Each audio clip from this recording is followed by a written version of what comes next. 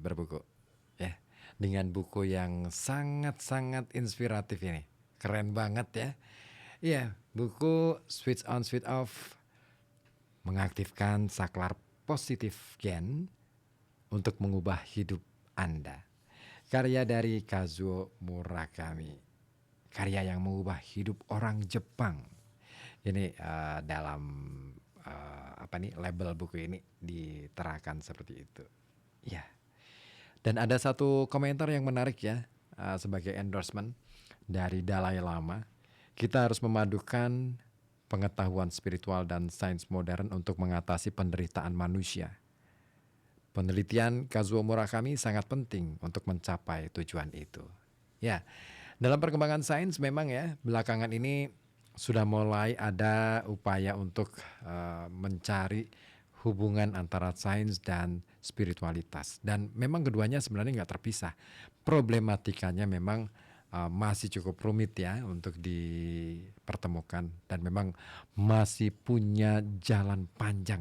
Tapi itulah menariknya, semakin jalan itu panjang ke depan, itu artinya ada banyak upaya yang harus dilakukan. Artinya manusia juga harus berusaha untuk mencari kebenaran-kebenaran yang mungkin tidak yang tersembunyi dalam kehidupan kita. Apa yang diungkapkan oleh Kazuo Murakami dalam buku ini mungkin hanya sekilas atau bahkan mungkin tidak lebih besar dari sebutir debu kebenaran yang dia bawa, tapi itu bermakna.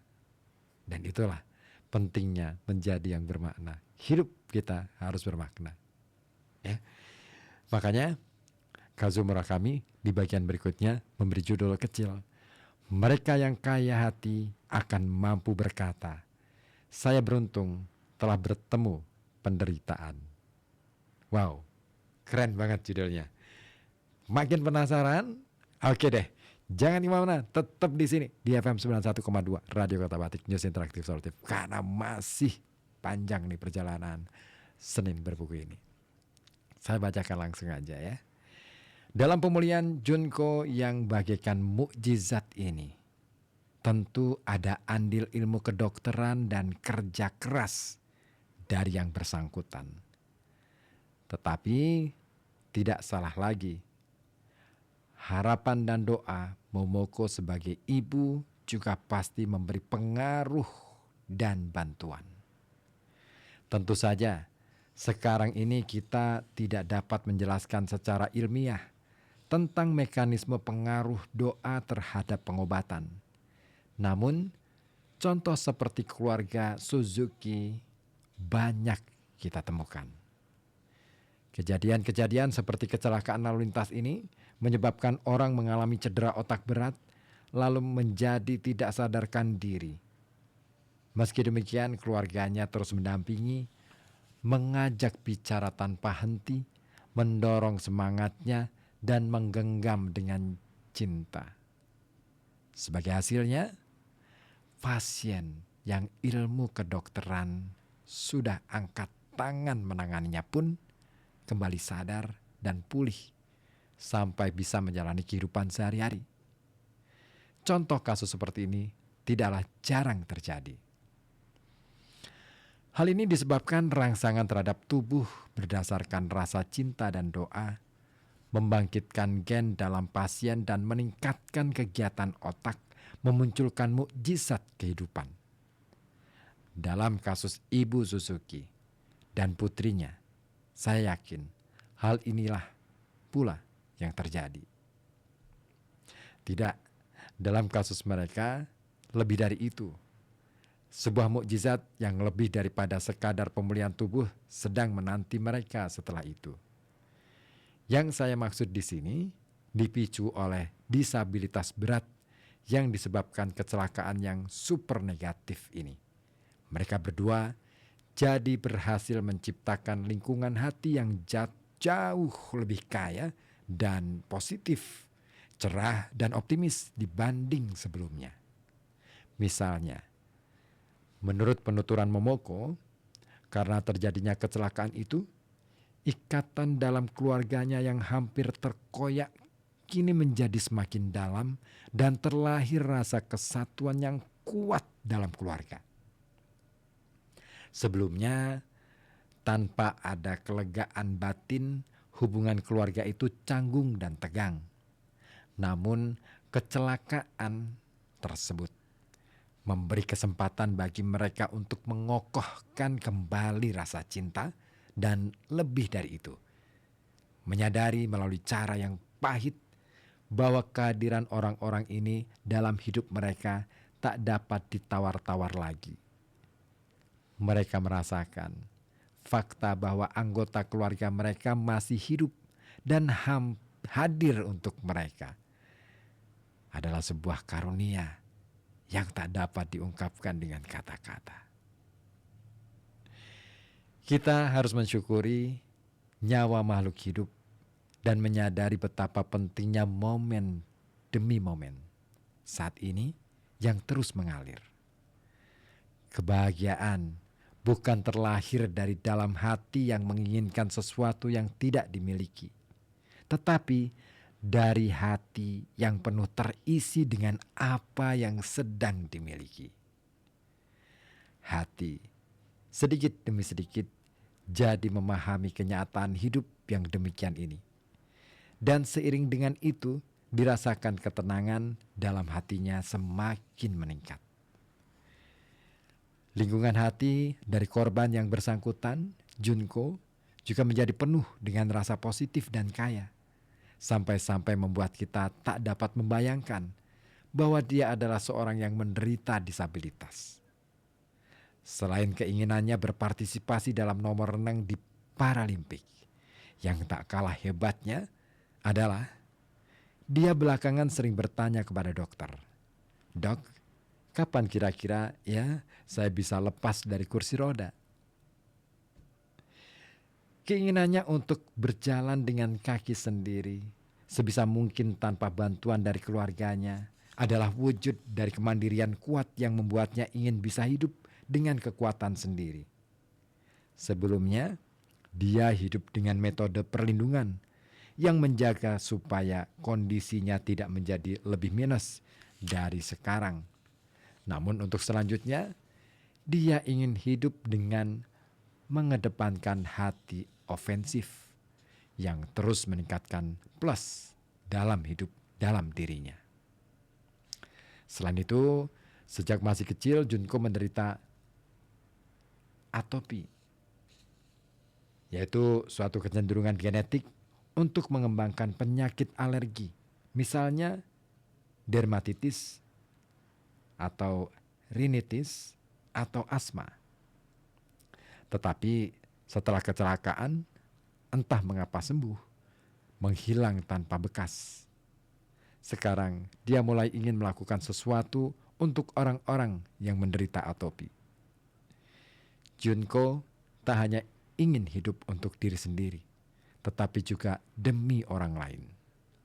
Perasaan altruistik ini terus tumbuh dalam hatinya. Manusia tidaklah hidup sendirian. Seseorang hidup dengan ditopang oleh banyak hal dan orang lain. Karena itu, menjalani hidup itu saja sudah merupakan sebuah seni. Demikianlah tutur Junko. Perkataan yang bagaikan sebuah bukti bahwa dia telah sungguh merasakan dengan hati dan tubuhnya betapa dalam arti kehidupan dan juga bahwa kehidupan itu sendiri adalah sebuah keajaiban. Amat mungkin Junko tak akan pernah mencapai keadaan hati ini jika dia tidak mengalami kecelakaan. Yang semakin mengejutkan saya adalah perkataan Junko. Saya sekarang berpikir, saya beruntung telah naik kereta itu. Atau perkataan Momoko, ibunya, saya ingin menjalani hidup sambil mensyukuri kecelakaan itu, walau sebenarnya kecelakaan memang sebaiknya tidak terjadi pada siapapun. Mereka berdua sama sekali tidak menaruh dendam terhadap kecelakaan tersebut. Alih-alih menaruh dendam, mereka justru menerima musibah itu dengan kesungguhan hati berusaha mengubahnya menjadi energi untuk terus maju ke depan.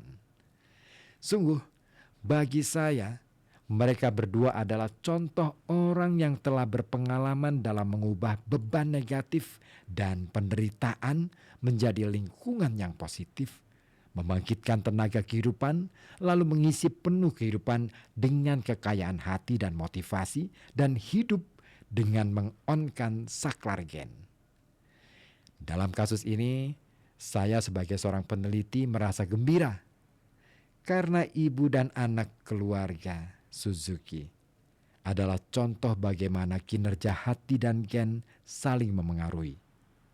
Kekuatan hati dan pikiran bisa menyalakan saklar gen, energi dari cinta dan doa mengubah kinerja dalam gen. Ini adalah satu dari sedikit contoh nyata yang membuktikan hipotesis tersebut. Oke deh, kayaknya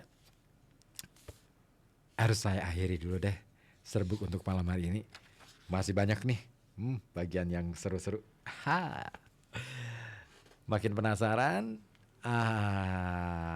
Jangan tinggalkan serbuk. Oke deh. Saya sapa dulu yang sudah bergabung di 0855420912. Ada Takim di Abu Kembang ya. Monitor Mas, bukunya keren, nyata terjadi di kehidupan. Saya sering kalau mau kerja ya, selalu berdoa semoga kerjaanku lancar dan rampung sesuai target. Meskipun terasa tidak mungkin, tapi aku selalu optimis, yakin bisa. Ternyata sering terjadi melebihi target, Mas. Dengar buku ini dibacakan jadi tambah ilmu baru lagi nih, Mas. Dan semakin yakin tidak ada yang tidak mungkin kalau kita kalau pikiran kita dan hati kita yakin bisa melakukan. Ya begitulah. Saya tidak komen deh. Terus kemudian Aulia di Keradenan, doa ibu memang sangat luar biasa, mujarab ya. Cerita tadi bisa jadi motivasi buat saya agar tetap semangat untuk menjadi ibu yang kuat walaupun saya punya keterbatasan. Yap, setiap keterbatasan bisa jadi itu adalah ada pesan di baliknya, ada kelebihan. So, jangan berpikir tentang keterbatasan. Berpikirlah selalu positif bahwa segala sesuatu yang ada pada kita adalah pemberian terbaik dalam kehidupan kita. Untuk kita bisa memberikan yang terbaik pula bagi kehidupan. Ada lagi Mama Elana. Ini saya pakai HP. Oh, Mama Lana. Ikut komen ya, Mas. Ceritanya kok hampir mirip dengan saya. Jadi ingat waktu di ruang PICU ya, dokter sudah angkat tangan dan detik-detik akhir almarhum anak saya sendiri yang bacain Al-Quran dan saya juga yang mentalkinnya. Saya sujud sampai nangis-nangis memohon ampunan pada Allah dan mengharap ada keajaiban untuk anak saya. Allah lebih sayang dia. Oke, terima kasih Mama Lana. Dan ya apapun itu ya, segala yang pernah kita alami bukan berarti harus membuat kita menjadi terpuruk, tetapi justru sebaliknya. Tuhan memberikan kekuatan kita dengan cara yang mungkin tidak kita duga-duga, tidak kita nyana-nyana, dan barangkali mungkin saja tidak kita inginkan. Tetapi saya yakin di setiap peristiwa, disitulah ada kekuatan besar yang sebenarnya sedang ingin dihadirkan. Tetapi kadangkala kita menjadi lupa bahwa kekuatan terbesar itu adalah hati yang menerima. Oke, itu dulu yang bisa saya persembahkan untuk Anda di kesempatan malam hari ini di Serbuk Senin Berbuku. Semoga aja bukan cerita tadi ya, tapi buku tadi yang saya bacakan benar-benar bisa memberikan ruang hati kita jadi terisi. Oke, terima kasih untuk segalanya yang sudah bertahan untuk Serbuk Senin Berbuku. Serbuk akan kembali di minggu depan. Thank you.